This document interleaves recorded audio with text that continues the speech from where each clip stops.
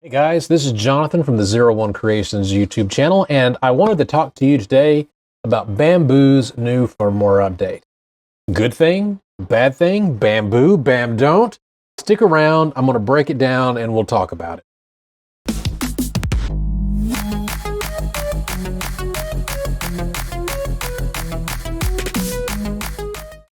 Okay, so first of all, little background. Zero One is something I just started. I'm into 3D printing and painting. My day job is an IT director. I've been in IT for over 20 years. I know a ton of IT stuff, so I'm going to try to give you my perspective on why I think Bambu is doing it, why I think maybe it's not as big a deal as some people are making it out. However, there's tons of people in this world, and I know that there are probably varying viewpoints. So I'm not a print farm. I'm not doing a major amount of printing.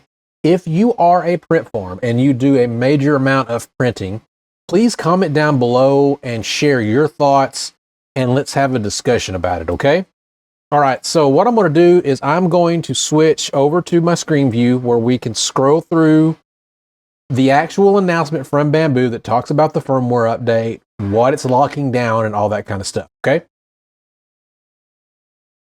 All right, so right here, we have basically that a new firmware update is going to be coming out. It's in beta now.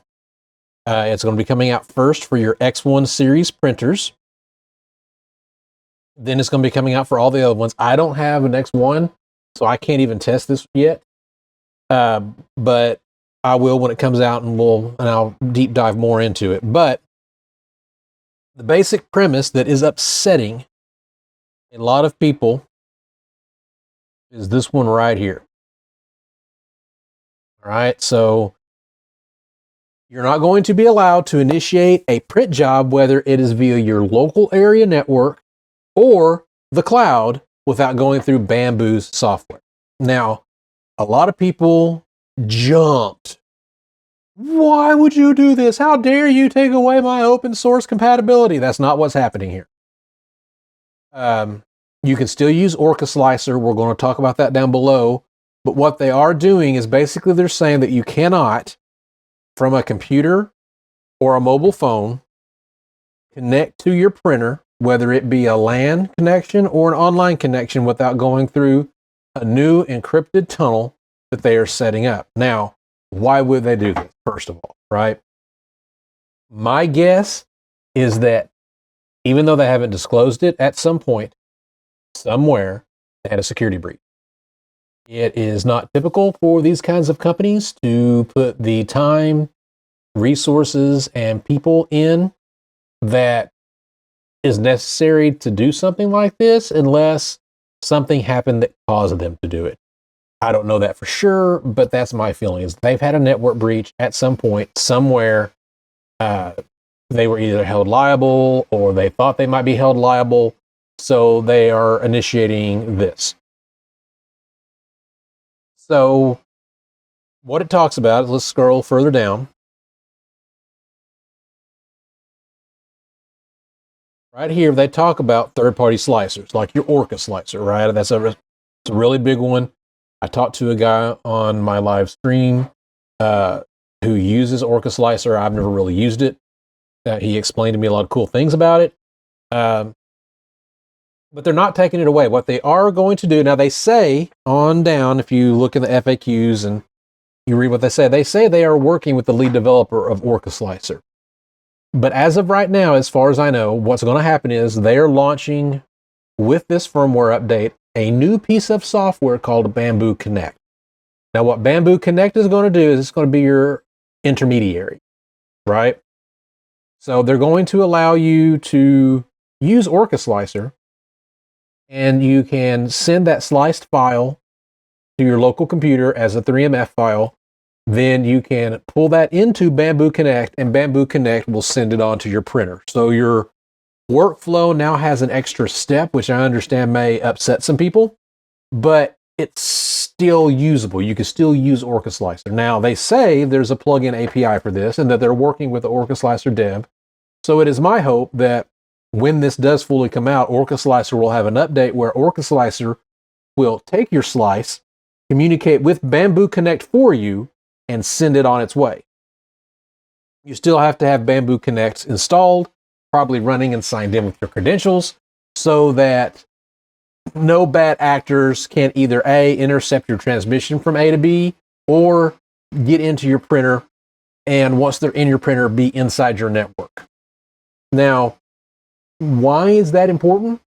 Well, so this is an important security concept that you should have for all your IoT devices. It doesn't matter if it's your printer or if it's a refrigerator, a microwave, smart lights, whatever. Most people's security on their home network depend on their router, right? Or the box that comes from your internet company, right? That could be a cable modem. It could be lots of different things. But basically, that little box that sits in your house that connects to the internet and connects to your network.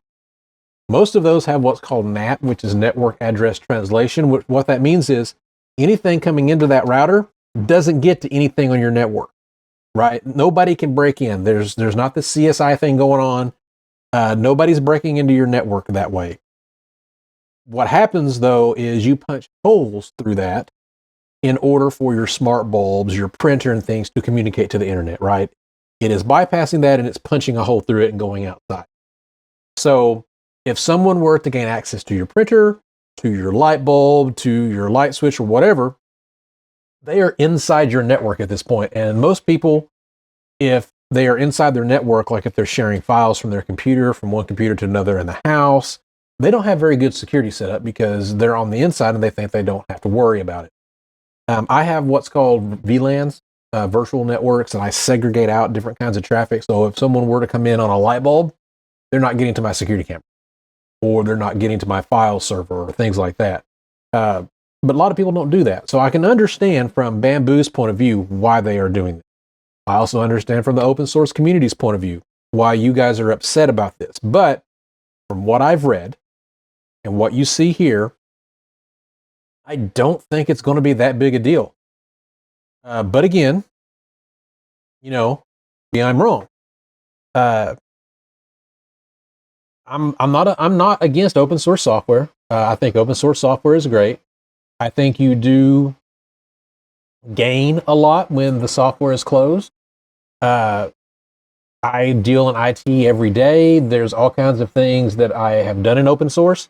There's all kinds of things I haven't, just because I needed extra functionality and support options and stuff that wasn't there on open source. But, like I said earlier in the video, I don't run a print farm.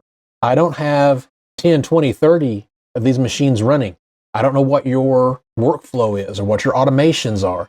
So again, comment down in the video, comment down below. Let me know your thoughts on if you're just really outraged, then explain to me why you're outraged. Let me know what bit and piece of this puzzle really make it horrible for you, and just kind of explain. Because, when I bought Bambu, I knew what I was buying into. I knew I was buying into a platform that wasn't open, but it was easy to slice, send, print. That's what I wanted. I wanted the simplest, works every time printer, and that's what I got. So if it's something different that you need, let me know. Also, don't forget to hit the subscribe button. I would appreciate it. This is a new channel. I'm really pushing to make this channel successful, and I would just really appreciate your support. All right, this is Jonathan from the Zero Creations channel. I appreciate you for coming out, and we will see you guys next time.